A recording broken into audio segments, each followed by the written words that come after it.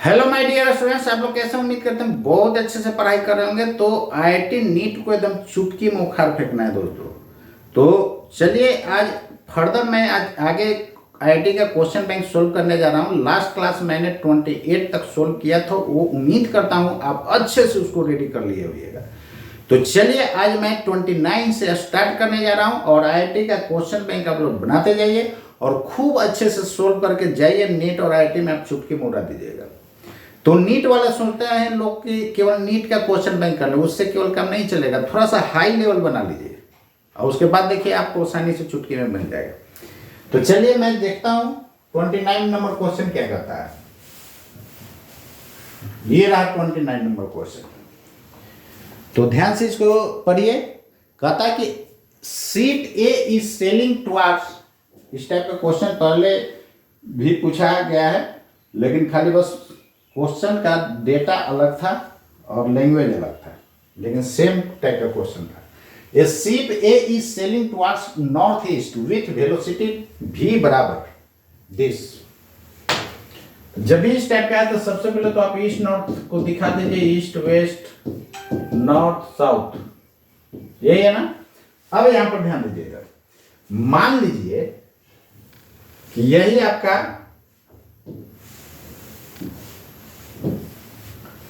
इधर की तरफ क्या है, नॉर्थ है, वो तो दिखा ही चुके हैं। और इधर नॉर्थ की तरफ हम लोग ले लिए बाई एक्सिस और इधर एक्स एक्सिस। शिप कहता है कि नॉर्थ ईस्ट में जा रहा है, जाने दीजिए। ये हो गया VA, क्लियर। और इसका वैल्यू आपको दिया हुआ है, कितना दिया हुआ है, ध्यान दीजिए इधर 30i के प्लस 50j के है, 30i plus 50j, clear. B वाला देखिए क्या कहता है, where I is point east and J point north, ship B is at a distance 80 kilometre east, तो 80 किलोमीटर इधर होगा, और 150 किलोमीटर नॉर्थ कहीं यहां पर होगा, यही B है। और ये किधर की तरफ जा रहा है, वेस्ट की तरफ 10 से जा रहा है, क्लियर। अब यहां पर ध्यान दीजिएगा, कहता है कि A will be at minimum distance from B। तो इस टाइप का भी क्वेश्चन आप लोग बनाए हुएगा कि कोई पार्टिकल यहां पर है, कितने दूरी पर, 40 मीटर पर, और इसका स्पीड है v1, और एक पार्टिकल इधर से या इधर कहीं ले लीजिए, इधर से आ रहा है, इसका स्पीड है v2 और शुरू में डिस्टेंस था 50 मीटर। तो कहता है कितने टाइम के बाद मिनिमम डिस्टेंस हो जाएगा। तो सेम सिचुएशन t टाइम में मान लेते हैं कि दोनों क्या हो गया, मिनिमम सेपरेशन होगा। तो इसका कोऑर्डिनेट कितना, 40 इधर बढ़ गया होगा, तो अब कितना हो गया होगा, 40 माइनस 40 इधर v1 t ना, v1 t इधर बढ़ गया होगा। इसका फाइनल कोऑर्डिनेट कितना हो जाएगा, इसका हो जाएगा आपका 50 माइनस v2t, और यही ना डिस्टेंस हो जाएगा। तो L बराबर हो जाएगा d square square plus d square square. L minimum होने के लिए dl बाई dt 0 कर देना है। सेम क्वेश्चन यहाँ पर। चलिए t टाइम के बाद ये पहुंच जाएगा यहाँ पे, तो ये b' मान लेते हैं। तो इसका कोऑर्डिनेट हो जाएगा, शुरू में कितना दूरी पर था, ये था कोऑर्डिनेट 80 या 150, तो अब 80 में से घट ना गया होगा, तो 80 माइनस कितना हो जाएगा, 10t नहीं, 80 माइनस 10t है, बाई कोऑर्डिनेट 150 वही रहेगा। इसका क्या हो जाएगा कोऑर्डिनेट, ये मान लीजिए कि b a' यहाँ पर आ गया, तो इसका कोऑर्डिनेट हो जाएगा 30t और 50t, होगा कि नहीं बोलिए। अब ये दोनों लाइन को मिला देंगे और मिलाने के बाद यही डिस्टेंस L मान लिए।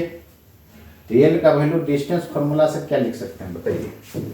तो L बराबर कितना, अंडर रूट, बोलिए 80 माइनस 10t और माइनस 30t का whole square plus 150 minus 50t का होल स्क्वायर, क्लियर है ना। रूट हटाने के लिए क्या कर देंगे, L को स्क्वायर कर देंगे, तो इधर L स्क्वायर हो जाएगा, इधर 80 माइनस 40t का whole square plus 150 minus 50t का होल स्क्वायर हो जाएगा। चलिए ये आपका रहा 50t। अब इसको डिफरेंशिएट कर दीजिए, क्योंकि एल मिनिमम, जब भी फिजिक्स में मिनिमम मैक्सिमम पूछता है तो हम लोग क्या करते हैं, dy बाई dx करके जीरो कर देते हैं, dy बाई dx करते हैं और उसको जीरो के बराबर कर दीजिए।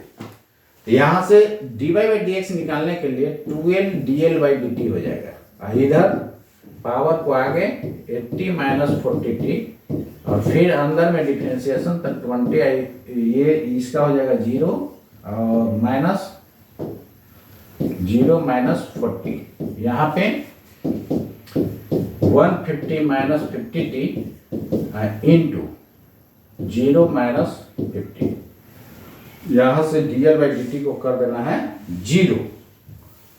तो 0 ये पुट कीजिएगा तो पूरा क्या हो जाएगा, इधर 0 हो जाएगा। तो यहाँ से t का वैल्यू निकाल लीजिए। नहीं क्लियर है, यहाँ से t का वैल्यू क्या कर लीजिए, कैलकुलेट कर लीजिए। नहीं कर सकते हैं इसको सोल्व करके t निकाल लीजिए, बहुत आसान था। चलिए नेक्स्ट देखिए।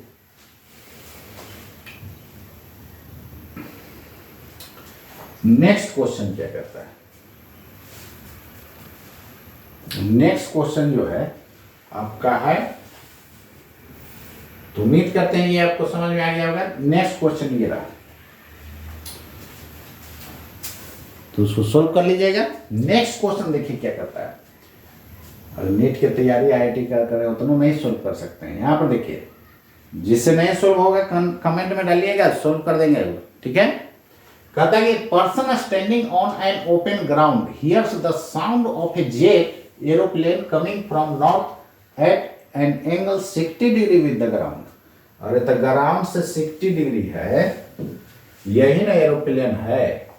मान लीजिए कि ये एरोप्लेन है, ये रहा एरोप्लेन, क्लियर, ये जा रहा है और ग्राउंड पर पर्सन जो है यही छोटू है। देखिए ये छोटू जो है अभी अभी साउंड इमिट हुआ होगा, तो यहां से ऐसे गया होगा, नहीं, और साउंड का वेलोसिटी v मानते हैं, v स्पीड से गया होगा, तो जाने में टाइम कितना लग गया होगा vt, और उतना ही टाइम में ये प्लेन क्या रुका हुआ है क्या, ये मूव कर रहा होगा, तो t टाइम में जो है कहीं यहां पहुंच गया।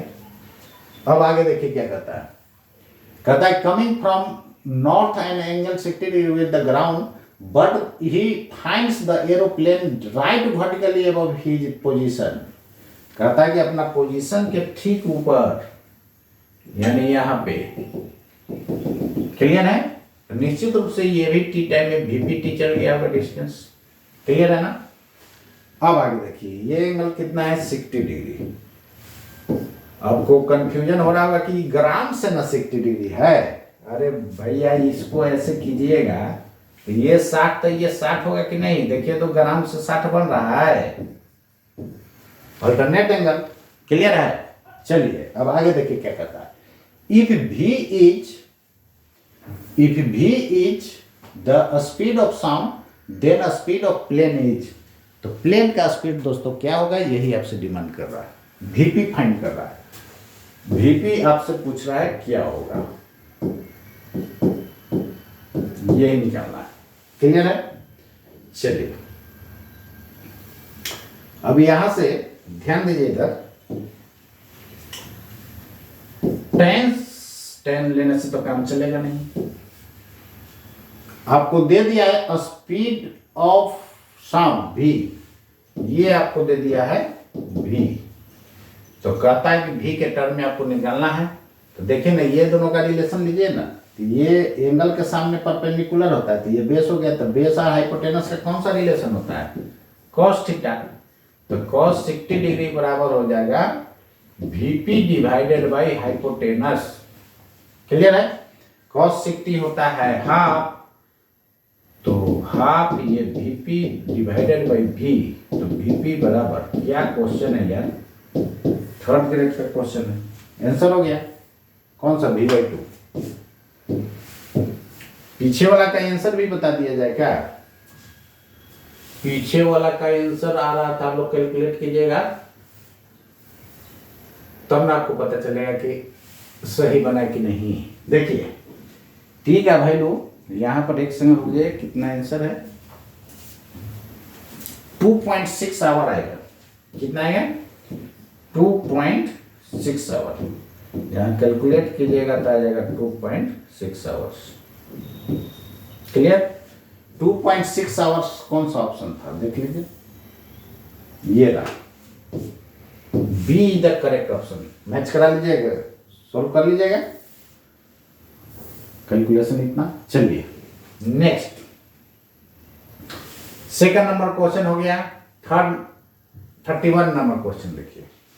31 में क्या कहता है कि a passenger train, passenger train है भाई, a passenger train of length 60 metre travels at a speed of 80 kilometre per hour. जाहिर बात है भाई, पैसेंजर ट्रेन है तो उसका स्पीड 80 किलोमीटर। कहता है another freight train, freight train मतलब अरे मालगाड़ी होता है, मालगाड़ी जो माल ढो करके ले जाता है, मालगाड़ी।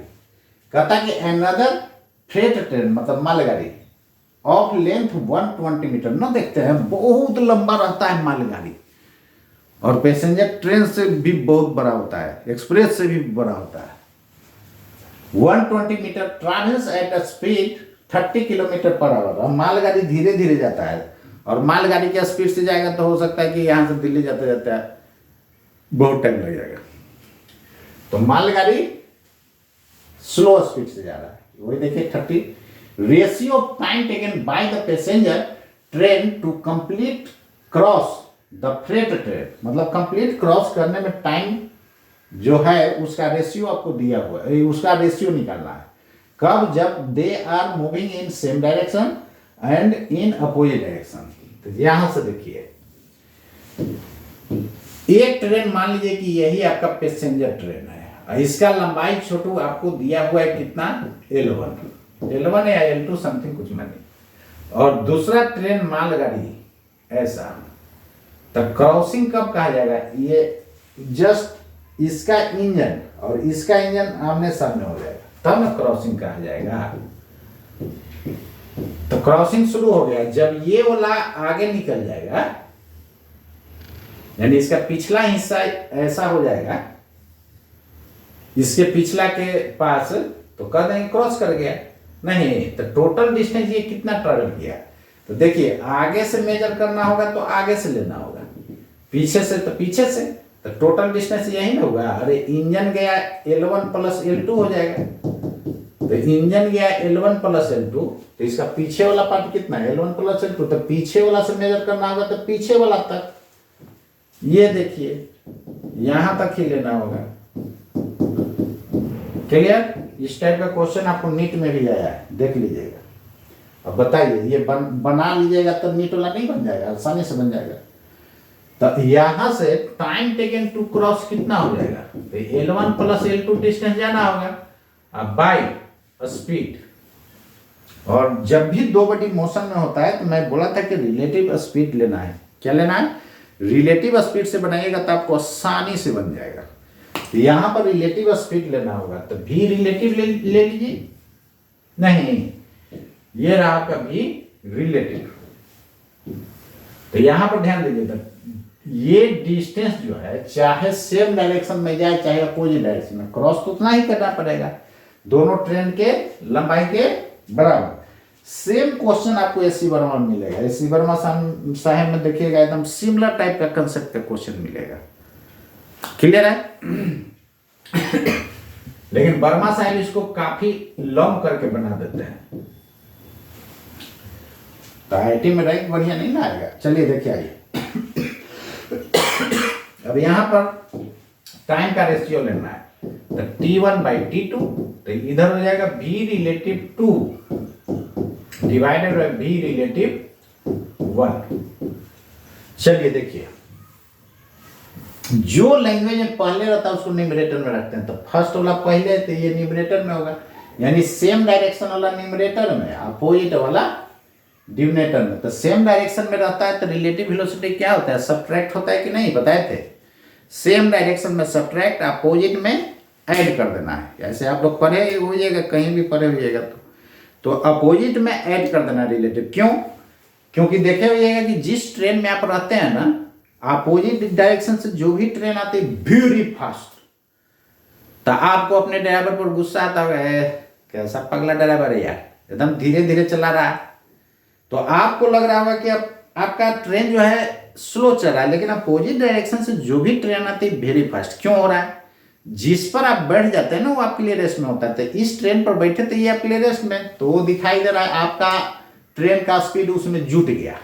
तो अपोजिट डायरेक्शन से आता है तो ऐड हो जाता है, सेम डायरेक्शन में सब्ट्रैक्ट होता है। बस यही माइंड में रखना है। रिलेटिव अपोजिट डायरेक्शन में ऐड और सेम डायरेक्शन में सब्ट्रैक्ट। टू वाला अपोजिट से आ रहा था तो V1 प्लस V2, ये डिफरेंस नहीं।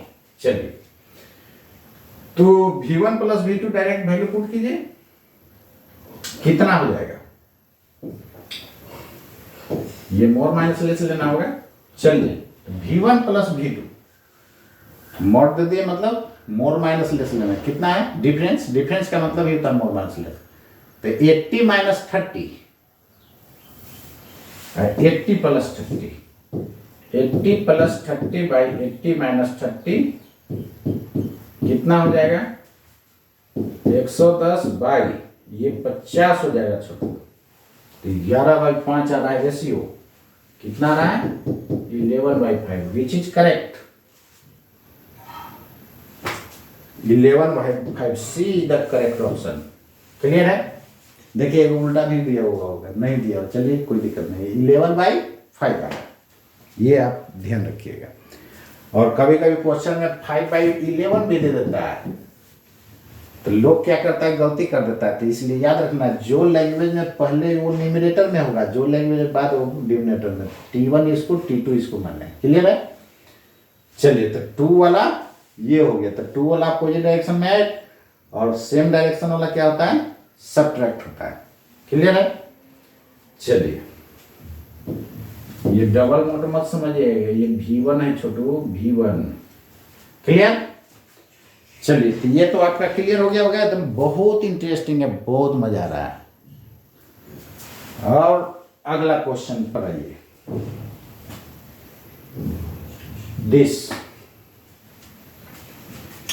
कहता कि particle start from origin O from rest and moves with uniform acceleration. Uniform बोला जाए मतलब क्या होता है दोस्तों? कांस्टेंट होता है along positive X axis. Clear? मतलब मोशन इन स्ट्रेट लाइन है। तो मोशन इन स्ट्रेट लाइन है मतलब वन डायमेंशनल मोशन। तो इक्वेशन ऑफ मोशन 5 को जो बताए थे वो तो आप लगा ही सकते हैं, पहले भी दिखाए थे। क्लियर है ना? जब भी एक्सेलरेशन वेरिएबल होता है तो दो ही पर दिमाग लगाते हैं, दो एक्सेलरेशन का यूज करते हैं, या तो डिस्टेंस वाला या तो टाइम वाला। और वेरिएबल एक्सेलरेशन में या तो इंटीग्रेशन करेंगे या डिफरेंशिएशन। चलिए, ए particle starts from origin from rest moves with uniform acceleration along positive axis. Identify all figures that correctly represent the motion qualitatively. A बराबर एक्सीलरेशन, B बराबर वेलोसिटी, X बराबर displacement, T बराबर time. ये 2019 का question है। चलिए acceleration constant है दोस्तों। तो एक्सीलरेशन कांस्टेंट है तो निश्चित रूप से एक्सीलरेशन टाइम का अगर आप खींचिएगा तो कांस्टेंट का ग्राफ ऐसा नहीं आएगा। ये कौन बड़ी बात है? यानी ए वाला ऑप्शन सही है। बी का देखिए, वेलोसिटी टाइम ग्राफ में स्लोप बताता है एक्सीलरेशन। वेलोसिटी टाइम ग्राफ में स्लोप एक्सीलरेशन बताता है ना। तो एक्सीलरेशन कांस्टेंट है मतलब स्लोप कांस्टेंट होना चाहिए। तो कांस्टेंट स्लोप किसका होता है? स्ट्रेट लाइन का। सही तो है। इसमें आ जाइए सी में, ये डिस्प्लेसमेंट टाइम ग्राफ है। तो डिस्प्लेसमेंट टाइम ग्राफ में क्या हो जाएगा? तो देखिए ना, v बराबर u प्लस टी। रेस से चल रहा है तो u0, t पर 1, v पर 1। और स्ट्रेट लाइन ग्राफ s बराबर ut 0 half A T square. तो टाइम का स्क्वायर है, क्वाड्रेटिक फॉर्म क्या देता है? पाराबोला। पाराबोला कौन दिख रहा है दोनों में? ये दिख रहा है ना। तो ये यही हो गया आपका डिस्टेंस ट्रैवल, मतलब x, डिस्टेंस ट्रैवल x दिखा है। तो a सही होगा, b सही होगा, d सही होगा। a b d, this is correct. Clear है? a b d ऑप्शन दोस्तों करेक्ट हो जाएगा। कोई दिक्कत है क्या किसी को? चलिए तो उम्मीद करते हैं आपको क्लियर हो गया। नेक्स्ट क्वेश्चन पर आइए। ये रहा आपके सामने क्वेश्चन, स्क्रीन पर देखिए। ऐसा मिलता जुलता तो बहुत क्वेश्चन पहले भी बनाए हुए है, इसी बाबा साहब में भी है। चलिए देखिए क्या कहता है। ए particle starts from origin, origin से चलना शुरू किया है जी। कहता है कि t बराबर 0, t बराबर 0 मतलब शुरू में, initially moves along the positive X axis and positive axis motion in straight line हो गया। The graph of velocity with respect to time as shown in figure. Clear है? तो यहां पर vt ग्राफ है। What is the position, position मतलब वही displacement. What is the position at time t, position बोलिए या डिस्प्लेसमेंट बोलिए, सेम चीज होता है। t बराबर 5 सेकेंड पर, तो 5 सेकेंड के सामने देखिए ना, यही एरिया आएगा ना। एरिया बाउंडेड बाय कर्व क्या देता है? डिस्प्लेसमेंट देता है, पोजीशन। क्लियर? इसका एरिया फाइंड कर दीजिए, जो आएगा आंसर हो जाएगा, नहीं हो जाएगा? तो देखिए ना, ये आपको ट्रापेजियम दिख रहा है, ट्रापेजियम दिख रहा है, और ऊपर वाला स्क्वायर, ऊपर वाला ये लंबाई कितना 1, ये भी लंबाई 1, तो स्क्वायर दिख रहा है। और ये देख लीजिए ध्यान से, सेकंड में है, ये मीटर पर सेकंड में, दोनों ऐसा में है, तो कुछ गुना करने का जरूरत नहीं है, इसलिए ध्यान रखिएगा। कभी कभी सेंटीमीटर पर सेकंड में डलेगा, तो फिर 100 से भाग देना होगा। चलिए देखिए इधर, एरिया बाउंडेड बाय कर्व हो जाएगा दोस्तों कितना, S बराबर area bounded by curve, area of shaded region, sided मतलब जो हैचिंग किए हैं। क्लियर है?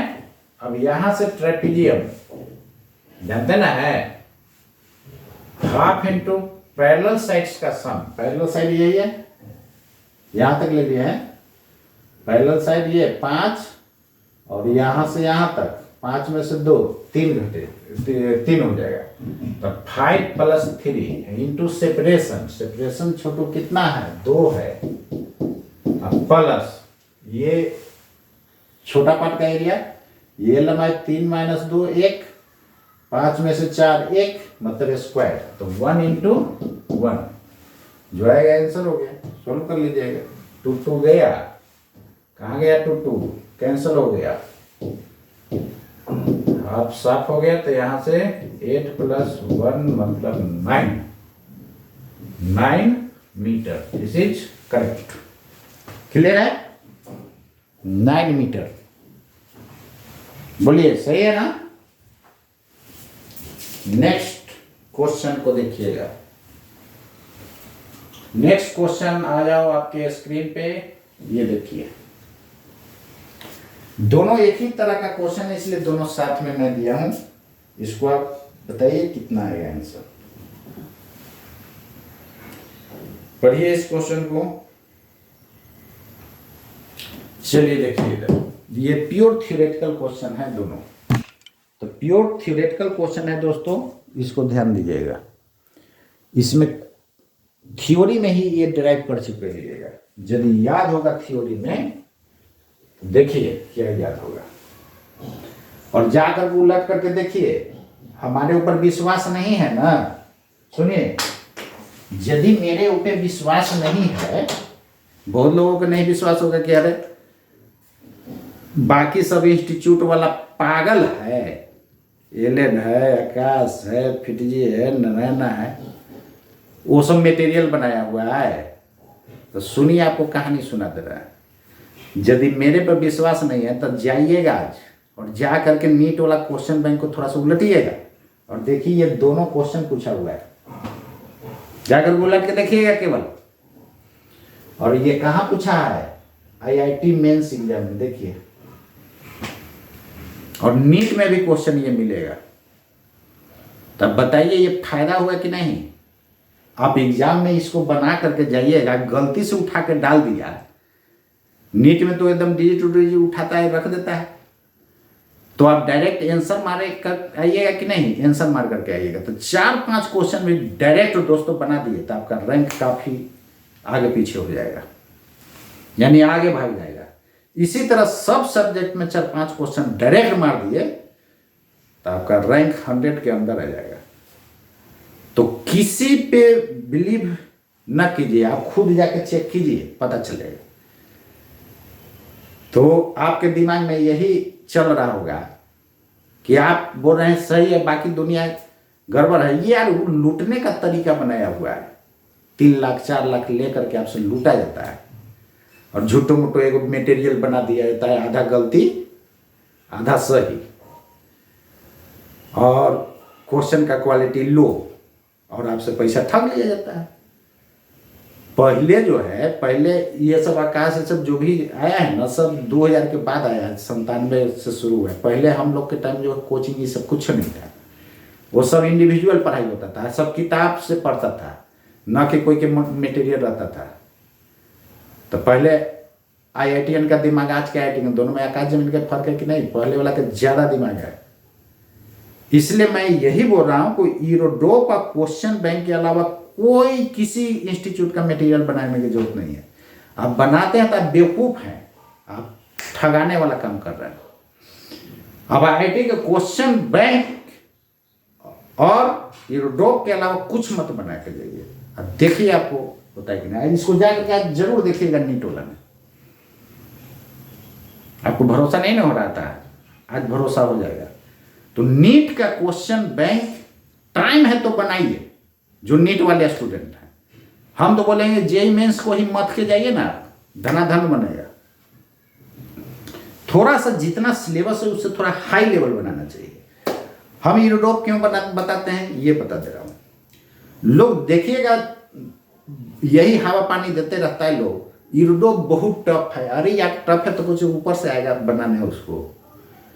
और IIT में देखिए बहुत बार वहां से उठा कर एकदम सिमिलर क्वेश्चन डाला है। इसलिए ईरोडोप आप क्वेश्चन बैंक बनाने के बाद यदि टाइम है तो ईरोडोप भी बना लीजिए, आपको एडवांस में कोई नहीं रोकेगा। तो दोस्तों इस बात को ध्यान दीजिएगा, गया का आप नाम सुने होइएगा, वहाँ शिवम क्लासेस एक कोचिंग है। मैंने वहाँ ईरोडोप का क्वेश्चन सोल्व करवाया था, 50 को एडवांस निकाला था। आपको आश्चर्य लग रहा होगा कि एक छोटा काम में ऐसे कैसे होगा। आप गूगल पर जाइए, हमारे ऊपर विश्वास नहीं है तो गूगल पर तो जा सकते हैं ना। गूगल पर केवल सर्च कीजिएगा IITian village of India, India की बात बता रहे हैं, या IITian विलेज ऑफ बिहार, तो वही गया का एक मानपुर जगह है, गांव है, पटुआ टोली उसको बोलते हैं, पटुआ टोली मानपुर। वहां से हर एक साल IIT लोग निकलता है, अब बहुत ज्यादा मात्रा में निकलता है, उतना पटना में भी रिजल्ट नहीं होता है। अरे हम तो जिंदगी में पहला बार वैसा देखे थे यार, 50 को रिजल्ट एडवांस का, गजब सब रिजल्ट दिया। और वहां वही ईरोडोप का क्वेश्चन बनवाए थे। लेकिन बाकी इंस्टीट्यूट में जो हम रहे, आकाश में रहे,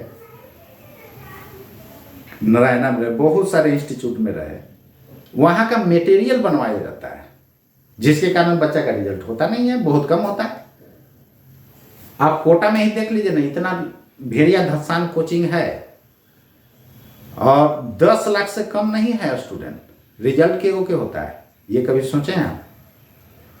तो EW PW ALN फेल ये सब कुछ दिमाग में मत लगाइए। बस जो मैं बोल रहा हूं, क्वेश्चन बैंक और ईरोडोप, उसके बाद देखिए आपका रिजल्ट होने हैं। ये वो सब केवल ठगने का उपाय है, FITG है। इसलिए तो सरकार का है कि 16 साल से कम के बच्चा कोचिंग नहीं जाएगा। सही बात है यार, स्कूल में ही ढंग से पढ़ा दिया जाए तो बच्चे कोचिंग की क्या जरूरत है? कोई जरूरत ही नहीं है। और ये लोग आलतू फालतू जो है आपके दिमाग पर जो है प्रेशर दिलवाना, ये मटेरियल पर हो, वो मटेरियल पर, स्टूडेंट कंफ्यूज हो जाता है। तो ये काम नहीं करना है दोस्तों। चलिए मैं बताता हूँ आगे, इसको जाकर देखिएगा जरूर। 2 particles are projected, कमेंट में जरूर डालिएगा। 2 particles are projected from the same point with same speed u such that they have the same range r। जाहिर बात है, ये थ्योरी में ही आप लोग पढ़ लीजिएगा। देखिए क्या पढ़े, नहीं याद है तब दिखा दे रहे। सेल का है, पार्टिकल का है, बॉल का है। इंग्लिश सही है ना, इंग्लिश लैंग्वेज पकड़ है तो सब सही है। देखिए ये कहीं मिलता जुलता जिंदगी में मुलाकात हुआ था ऐसा फिगर से? मुलाकात हुआ होगा। और स्पीड क्या है दोस्तों? दोनों का सेम होना चाहिए, रेंज सेम है। ये कब होता था? एंगल ऑफ प्रोजेक्शन इसका θ1 और ये एंगल θ2, और यदि θ1 प्लस θ2 90 डिग्री है तो हर हाल में रेंज सेम होगा। इससे भी क्वेश्चन कई बार आया है। यदि θ1 और θ2 यदि दोनों का सम 90 डिग्री हो गया दोस्तों तो हर हाल में रेंज सेम होगा। लेकिन यहां पर देखिए तो मैक्सिमम हाइट सेम है नहीं भाई, सेम कहां है? ये अलग है तो टाइम ऑफ फ्लाइट भी अलग। क्यों? क्योंकि टाइम ऑफ फ्लाइट और मैक्सिमम हाइट परपेंडिकुलर वेलोसिटी पर डिपेंड करता है। v परपेंडिकुलर का स्क्वायर बाई 2g, यही आपका मैक्सिमम हाइट देता है। इसी को आप लिखते हैं u square sine square theta by 2g। पागलपन है कि नहीं? महापागलपन है। इसको v परपेंडिकुलर का स्क्वायर बाई 2g लिख दीजिएगा तो क्या प्रॉब्लम है? इसको टीचर लोग जो है इसी को रटवा देते हैं। तो यहां पर ध्यान दीजिएगा दोस्तों, इस तरह का पढ़े हुएगा तो इसी पे ये दोनों क्वेश्चन है। यहां पर ध्यान दीजिएगा, ये टाइम ऑफ फ्लाइट जो पढ़े हुएगा 2u साइन थीटा, एक थीटा है तो दूसरा θ2 का value 90 minus θ2, sorry 90 minus theta, तो sine theta by g. t2 कितना? 2u साइन 90 माइनस थीटा क्या होता है? cos थीटा, तो sine 90 minus theta cos theta हो जाएगा। अब बाई जी, अरे थीटा cos 90 माइनस थीटा लीजिएगा ना तो ये cos थीटा हो जाता है। अब ये दोनों को प्रोडक्ट कीजिए तो t1 t2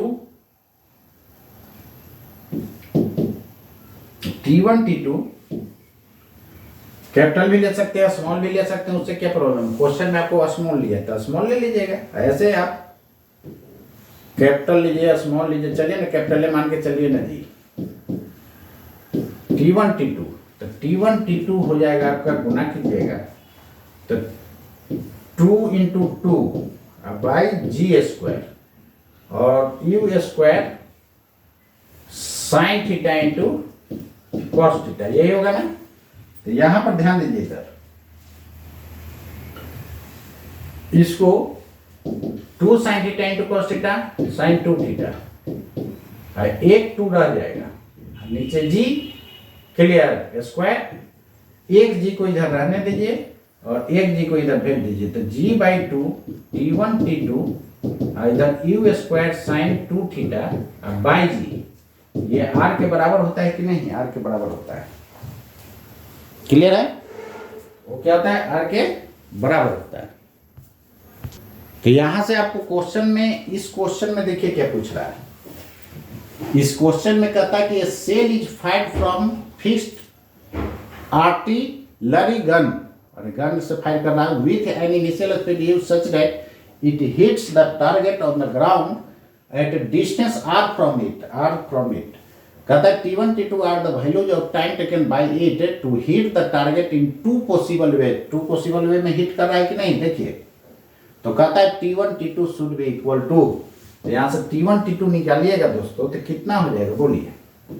t1 t2 हो जाएगा आपका 2/g into r, 2/g into are, देखिए 2/g इंटू आर, ये रहा आपका क्वेश्चन, फाइनल आंसर। इसी तरह का दोस्तों आप क्वेश्चन नंबर 34 बनाइए। यहां एच से रिलेशन पूछ रहा है, तो ये आपको यदि रियल में आप पढ़े हुएगा तो आपको याद होगा, ये आंसर डायरेक्ट हो गया। बताइए बनाने का जरूरत था कुछ नहीं, तो इसलिए थ्योरी पर भी पकड़ होना जरूरी है। लेकिन लोग क्या करते हैं, थ्योरी बताते नहीं, खाली न्यूमेरिकल, अरे थ्योरियां बताइएगा तब ना यार उससे होगा। तो आप लोग पढ़ चुके हैं, ये क्रैश कोर्स के फॉर्म में मैं पढ़ा रहा हूं। यदि रेगुलर क्लास करना है डिटेल से तो आप रेगुलर क्लास में करें, ज्यादा अच्छा रहेगा। चलिए देखिए आगे, मैक्सिमम हाइट क्या है? रेगुलर क्लास कर लिए मुझसे तो आप फिजिक्स के विद्वान बन जाइएगा, कभी आपको जिंदगी में फिजिक्स दिक्कत करेगा ही नहीं। बहुत डिटेल में ले जाता हूँ। आप देखिए इलेक्ट्रोस्टैटिक कितना डिटेल एक टॉपिक पढ़ाया हूँ, बहुत डिटेल पढ़ाया हूँ, कहीं वैसा नहीं मिलेगा। चलिए नेक्स्ट देखिए, मैक्सिमम हाइट h1 बराबर u square sine square theta by 2g, h2 u square sine square 90 minus theta, तो sine 90 minus theta cos theta, जैसे अभी देखें। तो इसको लिखेंगे u square cos square theta by 2g। यहां पर दोस्तों दोनों को मल्टीप्लाई कीजिएगा, ये सब प्योर थ्योरी है, थ्योरी में ही पढ़े हुएगा, फॉर्मूला के फॉर्म में याद रखना था। कितना हो जाएगा u स्क्वायर का होल स्क्वायर बाई 2 हो जाएगा, ये 4 हो जाएगा, 4 इंटू जी स्क्वायर और sign square theta into cos square theta, यही होगा ना। अब इसको देखिए सुपर स्टाइल में कन्वर्ट करते हैं। Super style u to the power 4 और 4 से ऊपर नीचे गुना करते हैं तो नीचे 16 हो जाएगा, और इसको जो है ना 2 sine theta into cos theta का होल स्क्वायर करते हैं। देखिए 4 से गुना हो गया, ऊपर भी 2 का स्क्वायर, ये साइन 2 थीटा दे देगा। तो u to the power 4 u square का होल स्क्वायर, या u टू द पावर 4 ही रहने दीजिए अभी, u to the power 4 sine 2 theta by 16g square. Clear. अब यहां देखिए ना कुछ फॉर्मूला जैसा आ रहा है, ये हो गया h1 h2, ये आ जाएगा आपका u square sine 2 theta by g। Clear है, u square sine 2 theta by g, और यहाँ 2 sine theta into cos theta, तो ये साइन स्क्वायर थीटा होगा, नहीं इसका होल स्क्वायर कर दीजिए इंटू 1/16। देखिए ना u के पावर 4 है तो होल स्क्वायर किया तो u के पावर 4, साइन स्क्वायर 2 थीटा है, जी स्क्वायर है, ऐसा हो जाएगा। ये रेंज का फॉर्मूला है कि नहीं, रेंज का है।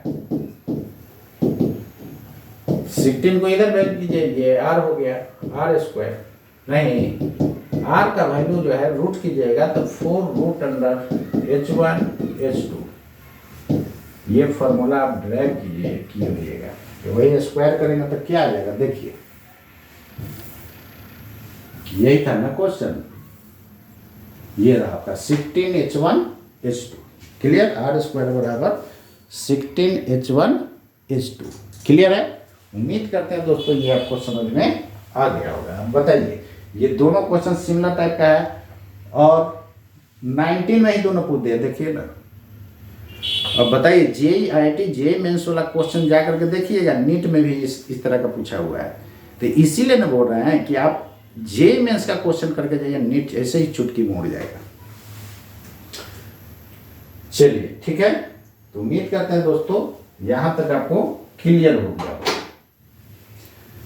तो चलिए, मेरे पे भरोसा नहीं तो आज जा करके नीट वाला क्वेश्चन बैंक में जरूर देखिएगा दोस्तों, आपको जरूर आपको इस टाइप का क्वेश्चन मिलेगा।